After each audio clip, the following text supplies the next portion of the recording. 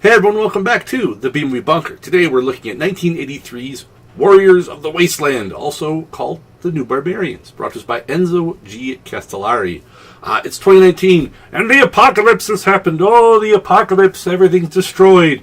Except for these like stormtrooper dudes who want to kill everyone. They ride around their motorcycles and their powered death cars. They kill people in really slow 10-mile-an-hour chases. And it has everything you could want in an apocalypse movie. It's got mullets, and it's got motorcycles, and it's got 10-mile-an-hour car chases, and it's got lots of roof domes. Boy, they love their roof domes. And bad guys that are... I don't know what they were thinking with the bad guys' apparel. It's like they said, hey, we like those stormtroopers, but we also like big business and business women. And that's kind of like they said, what would happen if a stormtrooper had sex with a woman's business suit from the 80s? And that's what they went with. Just these giant white shoulder pads and weird white clothes, all white, because that's what you want in the desert. And they somehow always stay clean riding around the deserted desert wasteland. This movie, man, it's something. I'll give it that.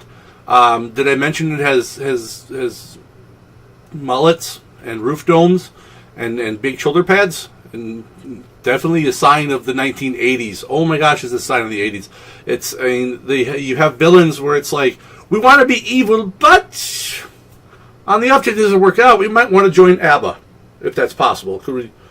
Or maybe do both. We could be like an evil motorcycle gang ABBA, Wasteland Queen. This movie it's not good, but it's one of those movies that I dub as awfulsome. It's kind of bad enough where it's looped back around to actually being fun to watch, and this one is kind of fun to watch because it's so ridiculous at times. How am I going to escape from this death machine that's barely going faster than a grandmother walks? On a scale of 1 to 10, there's lots of explosions, and it's like Dukes of Hazzard: The Apocalypse in some ways, where it's so cornball and cheesy, but you're going to watch it anyways, The only thing missing is that little cutscene. It's like, well, how are Wasteland Warriors going to get out of this one? And little banjo music. That's all it needed, and it would have been a perfect film.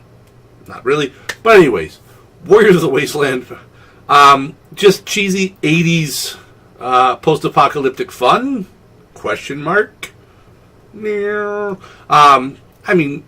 you really, really dig post-apocalyptic movies and you like kind of cheesy, corny stuff, this one's not the worst thing you could watch. I've already watched the worst things you can watch, and this wasn't it. What more do you want?